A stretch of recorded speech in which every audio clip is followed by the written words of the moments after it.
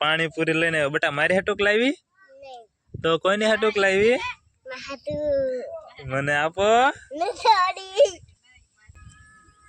Hello મિત્રો કેમ છો બધા મજામાં જશો જો આપણે ઝાર વાવી દીધી હતી ઝાર ખૂબ સારી ઉગી ગઈ છે જોઈ શકો છો તમે મિત્રો બાપુજીએ પાણીપુરીને લારી કરેલી છે તો બાપુજી આજે બજારમાં ગયેલા છે થોડી ખરીદી કરવા તો આજે લારી બેસવાનો મારો વારો આવી ગયો છે જો તમે લારી જોઈ શકો છો કે બાપુજીએ પાણીપુરીને લારી કરી તે એવું છે આજે આપણો વારો છે હવે કોઈ ગ્રાહક આવશે તો આપણે એને પાણીપુરી દઈશું બાકી તો જો આપણે અહીંયા ખુરશીમાં બેઠા છીએ એવું છે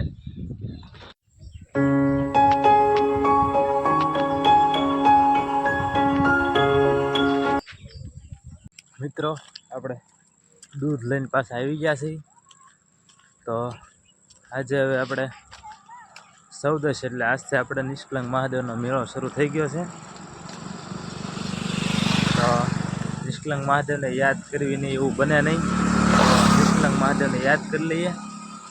હે કોળિયાક ગામે બેઠા નકળંગ દેવ રે હે કોળિયાક ગામે બેઠા નકળંગ દેવ રે દરિયામાં હે દરિયામાં જળહળ દીવા બળે પાર્થભાઈ ક્યાં જાઓ અમે મેળે જાવ છો ઠીક સારું આવજો ચાલો મિત્રો તો આપણે પહેલા પૂરી તળી નાખીએ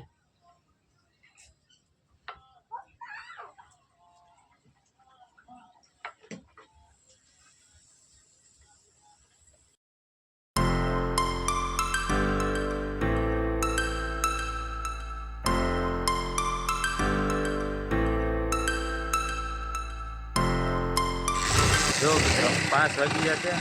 અને મોટાભાઈ ભાજ્યા છે નિશાળિયાને લેવા તે નિશાળિયા 5 વાગે છૂટે છે એટલે લેવા ગયા છે તમે જોઈ શકો છો મિત્રો જો અહીંયા મશીન છે અને લોટ બાંધેલો છે તેમાંથી આપણે સક્રી બનાવવાની છે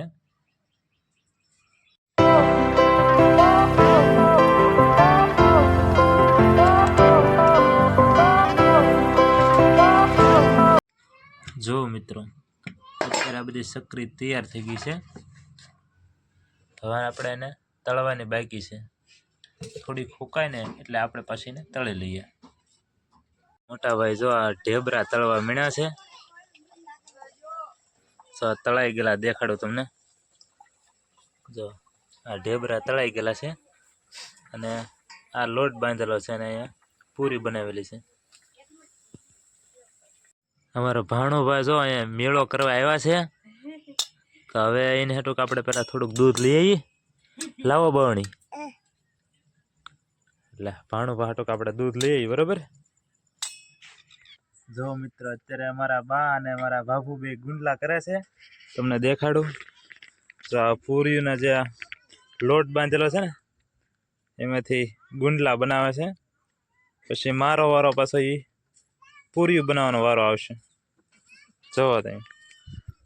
આ ગુંડલાનું કામકાજ શરૂ થઈ ગયું છે તો ગુંડલા હવે તૈયાર થઈ ગયા છે તો આપણે એને પૂરી વણવા માટે લેતા જઈએ જો મિત્રો અમારા ઘરે પણ અત્યારે પૂરી બની રહી છે જો આ પૂરી છે ઓલા શક્કરપારા બનાવે છે અને આગળ છે એ સક્રી છે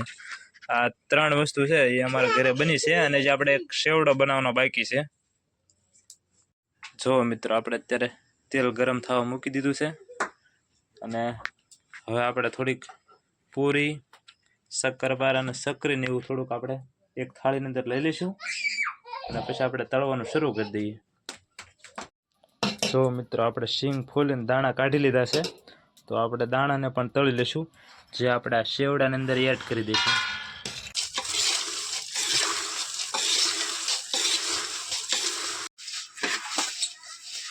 અત્યારે સેવડો બની રહ્યો છે ટેસ્ટી સેવડો કેવો સેવડો છે બેન? ટેસ્ટી આપણે અત્યારે ફાફડા તૈયાર થઈ ગયા છે, કેવા છે તે પાછા કોમેન્ટ બોક્સમાં કહેજો. જો મિત્રો આપણે અત્યારે પૂરી તળવા મળ્યા છીએ. જો મિત્રો અત્યારે આપણે તીખી પૂરી એટલે કે ફાફડા અત્યારે આપણે તળાઈ રહ્યા છે.